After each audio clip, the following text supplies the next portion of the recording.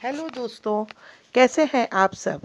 आज मैं आपके सामने एक बहुत ही प्रसिद्ध मंदिर की वीडियो लेकर आपके सामने आई हूं और उसके बारे में मैं आपको जानकारी दूंगी। और ये मध्य प्रदेश की राजधानी भोपाल में स्थित बहुत ही प्यारा मंदिर है और इसकी बहुत मान्यता प्राप्त है। तो आज मैं दोस्तों आपको भोजेश्वर मंदिर के बारे में बताऊंगी कि ये मंदिर क्यों अधूरा रहा और क्यों नहीं इसे पूरा कर पाए। तो जो भोजेश्वर मंदिर मध्य प्रदेश की राजधानी भोपाल से लगभग 30 किलोमीटर दूर स्थित भोजपुर नामक गांव में बना हुआ मंदिर है। इसे हम भोजपुर मंदिर भी कहते हैं। यह मंदिर जो है बेतवा नदी के तट पर विंध्याचल पर्वतमाला के मध्य एक पहाड़ी में स्थित है। मंदिर का निर्माण एवं इसके शिवलिंग की स्थापना धार के प्रसिद्ध परमार राजा भोज ने 10,010 से 10,053 ईस्वी में करवाई थी। उनके नाम पर ही इसे भोजपुर मंदिर या भुजेश्वर मंदिर भी कहा जाता है। हालांकि कुछ कहानियों के अनुसार इस स्थल के मूल मंदिर की स्थापना पांडवों द्वारा की गई भी मानी जाती है। इसे उत्तर भारत का सोमनाथ भी कहा जाता है। रायसेन जिले के गौहरगंज तहसील के अब्दुल्ला विकास खंड में स्थित इस शिव मंदिर को 11वीं सदी में परमार वंश के राजा भोज प्रथम ने बनवाया था। कंक्रीट के जंगलों को पीछे छोड़ प्रकृति की हरी भरी गोद में बेतवा नदी के किनारे बना उच्च कोटि की वास्तुकला का यह नमूना राजा भोज के वास्तु वेदों के सहयोग से तैयार हुआ था। इस मंदिर की विशेषता इसका विशाल शिवलिंग है, जो कि विश्व का एक ही पत्थर से निर्मित है। सबसे बड़ा शिवलिंग है। संपूर्ण शिवलिंग की लंबाई 5.5 मीटर मतलब कि 18 मीटर, व्यास 2.3 मीटर 7.5 फीट तथा केवल शिवलिंग की लंबाई 3.85 मीटर यानी कि 12 फीट है। अधूरा है भोजपुर का यह शिव मंदिर। भुजनेश्वर मंदिर का निर्माण अधूरा रह गया। कहा जाता है कि इस मंदिर के अधूरे होने के पीछे एक बहुत बड़ा कारण है। मंदिर के बाहर लगे पुरातत्व विभाग के शिलालेख अनुसार इस मंदिर का शिवलिंग भारत के मंदिरों में सबसे ऊंचा एवं विशाल में शिवलिंग है। इस मंदिर का प्रवेश द्वार भी किसी हिंदू भवन के दरवाजे में सबसे बड़ा है। मंदिर के निकट ही इस मंदिर को समर्पित एक पुरातत्व संग्रहालय भी बना है।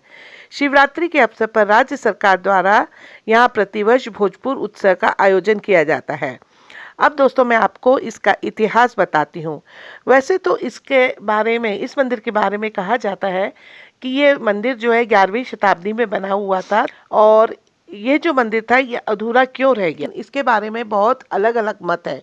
कोई लोग इसको कहते हैं कि इस मंदिर का निर्माण कला स्थापित और विद्या के महान संरक्षक मध्य भारत के परमार वंशीय राजा भोजदेव ने 11वीं शताब्दी में करवाया। परंपराओं एवं मान्यताओं के अनुसार उन्होंने ही भोजपुर एवं अब टूटे चुके एक बांध का निर्माण भी करवाया था। मंदिर का निर्माण कभी पूर्ण नहीं हो पाया, अतः यहाँ एक शिलान्यास या उद्घाटन निर्माण अंकन शिला की कमी है। फिर भी यहाँ का नाम भोजपुर ही है, जो राजा भोज के नाम से ही जुड़ा हुआ है। कहा जाता है कि यह मंदिर एक ही रात में निर्मित होना था। माता कुंती द्वारा भगवान शिव की पूजा करने के लिए पांडवों ने इस मंदिर के निर्माण का एक रात्रि में ही पूरा करने का संकल्प लिया था, जो पूरा नहीं हो सका। किंतु इसकी छत का काम पूरा होने के पहले ही सुबह हो गई, इसलिए काम अधूरा रह गया। इस मंदिर की विशेषता इसके 40 फीट ऊंचाई वाले 4 स्तंभ हैं। गर्भगृह की अधूरी बनी छत इन्हीं 4 स्तंभों पर टिकी है। इसके अलावा भूविन्यास स्तंभ, शिखर, कलश और चट्टानों की सतह पर आशुलेख की तरह उत्कीर्ण नहीं किए गए हुए हैं। भोजपुर मंदिर के विस्तृत चबूतरे पर ही मंदिर के अन्य हिस्सों मंडप, महामंडप तथा अंतराल बनाने की योजना थी। ऐसा मंदिर के निकट के पत्थरों पर बने मंदिर योजना से संबंध नक्शों से पता चलता है। भक्तों की आस्था के इस केंद्र में भगवान शिव की पूजा अर्चना करने का ढंग भी बिल्कुल अनोखा है। शिवलिंग इतना बड़ा है कि उसका अभिषेक धरती पर खड़े होकर नहीं किया जा सकता। अंदर विशालकाय शिवलिंग के कारण इतनी जगह नहीं बचती कि किसी अन्य तरीके से शिवलिंग किया जा सके। इसीलिए हमेशा से ही इस शिवलिंग का अभिषेक और पूजन इसकी जलहरी पर चढ़कर ही किया जाता है। कुछ समय पहले तक आम श्रद्धालु भी जलहरी तक जा सकते थे, लेकिन अब सिर्फ पुजारी ही दिन में 2 बार जलहरी पर चढ़कर भगवान का अभिषेक और पूजा करते हैं। ऐसा कहा जाता है इस मंदिर को पांडव कालीन समय पर पांडवों ने बनवाया था, इसीलिए इसको पांडव कालीन भी कहा जाता है। पांडवों के अज्ञातवास के दौरान वे भोपाल के नजदीक भीमबेटका में कुछ समय के लिए निवासरत थे। इसी समय में उन्होंने माता कुंती की पूजा के लिए एक भव्य शिव मंदिर का निर्माण किया। इस मंदिर को बड़े बड़े पत्थरों से स्वयं भीम ने तैयार किया था, ताकि पास ही बहते वाली बेतवा नदी में स्नान के बाद माता कुंती भगवान शिव की उपासना कर सके। ऐसा भी कहा जाता है कि बाद में यही विशाल शिवलिंग वाला मंदिर राजा भोज के समय विकसित होकर भोजेश्वर मंदिर कहलाया। भोजेश्वर मंदिर के पीछे के भाग में बना ढलान है, जिसका उपयोग निर्माणाधीन मंदिर के समय विशाल पत्थरों को ढोने के लिए किया गया था। पूरे विश्व में कहीं भी अवयवों को संरचना के ऊपर तक पहुंचाने के लिए ऐसी प्राचीन भव्य निर्माण तकनीकी उपलब्ध नहीं है।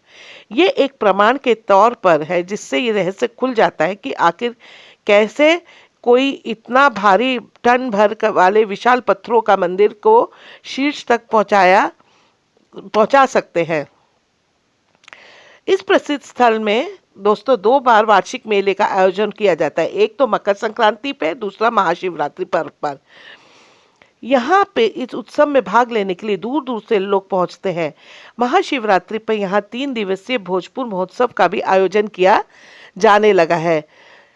भोजपुर के शिव मंदिर के बिल्कुल सामने पश्चिमी दिशा में एक गुफा है। ये माता पार्वती गुफा के नाम से जानी जाती है। इस गुफा में पुरातात्विक महत्व की अनेक मूर्तियां हैं। इसी मंदिर परिसर में आचार्य मटुंगा की समाधि स्थल है, जिन्होंने भक्तांबर स्तोत्र लिखा था। सदियों से मंदिर जो है आस्था का केंद्र बना हुआ है। अपने भव्य विशाल संरचना और ऐतिहासिक महत्व के कारण पुरातत्व विभाग के संरक्षक में आने के बाद इसे इसके मूल स्वरूप में लाने का प्रयास भी जारी है। भले ही वक्त की मार सहता हुआ इसके भौतिक स्वरूप में कुछ बदलाव हुए हैं, भले ही मनुष्यों की बदलती प्रवृत्ति ने इसे चोट पहुंचाई हो, लेकिन जिस शक्ति के आधार मानकर इस मंदिर की स्थापना की गई होगी, उसकी अलौकिकता की झलक आज भी हमें दिखाई देती है। भोजेश्वर मंदिर की छत गुंबदकार है। कुछ विद्वान इसे भारत की प्रथम गुंबदीय छत वाली इमारत मानते हैं, और ये एक सशक्त प्रमाण है कि भारत में गुंबद निर्माण का प्रचलन इस्लाम के आवागमन के पहले भी था। इस मंदिर का निर्माण भारत में इस्लाम के आवागमन के पहले हुआ था, अतः इस मंदिर के गर्भगृह के ऊपर बनी अधूरी गुंबद का छत भारत में गुंबद या शिखर निर्माण के प्रचलन का प्रत्यक्ष प्रमाण है। इस मंदिर के ऊपर जो छत बनाई गई थी, वो छत इस का भार नहीं सह पाने के कारण वो नीचे गिर गई, और ऐसा भी कहा जाता है कि जिसके कारण ये मंदिर का जो शिवलिंग था वो टूट गया था। और अब क्या होता है कि बारिश के दिनों में इसके ऊपर से आसमान से जो पानी गिरता है, उससे बाबा भोलेनाथ का अभिषेक होता है, और वो पानी सीधे शिवलिंग के ऊपर गिरता है। कुछ लोगों के कहने के अनुसार ऐसा भी कहा जाता है कि जब इस विशाल शिवलिंग का निर्माण हुआ था, उस समय जो साधु संत थे, उन्होंने इस मंदिर को प्राण अभिषेक करने के लिए पूजा शुरू कर दी थी, लेकिन चूंकि कुछ लोग ऐसे थे जो इस मंदिर को इसकी पूजा नहीं करना चाहते थे, तो उन लोगों ने उनको वहाँ से भगाने की कोशिश की थी। तभी क्या हुआ कि ये विशाल के शिवलिंग जो था 2 भागों में बढ़ गया था, और इसके अंदर वो साधु जो लोग थे वो समा गए थे। और आज भी आप इस शिवलिंग के अंदर एक बिल्कुल बीच में से फटा हुआ एक धारी देख सकते हैं, लेकिन अब यहाँ पे उसके ऊपर कुछ चित्रों को उकेर दिया है, यानी कि कुछ चित्र बना दिए, जिससे कि वो हिस्सा जो है जो फट गया था वो अब वो छिप गया है। बहुत सी भ्रांतियां हैं इस मंदिर के पीछे, लेकिन आज तक इसका सत्य नहीं पता पूरी तरह से पता चल पाया है कि ये मंदिर अधूरा क्यों रह गया था। जैसा कि आप सब जानते हैं कि जहाँ शिव भगवान जी होते हैं, वो वहाँ पे माता पार्वती भी विराजित होती हैं। भोजपुर के मंदिर के सामने पश्चिम की ओर बेतवा नदी के दूसरे पार पे माता पार्वती की गुफा है और वो माता पार्वती की वहाँ पे पूजा होती है और वो पार्वती गुफा के नाम से प्रसिद्ध है। आपको यहाँ आते ही देवी शक्ति का अनुभव होगा और अगर जब कभी भी आपको मध्य प्रदेश आने का मौका मिले तो आप ज़रूर यहाँ पे आइएगा। और अगर आपको मेरा आज का वीडियो अच्छा लगे तो आप इसे लाइक शेयर ज़रूर कीजिएगा। फिर हम जल्दी ही मिलते हैं इसी तरह के नए वीडियो के साथ। तब तक के लिए धन्यवाद।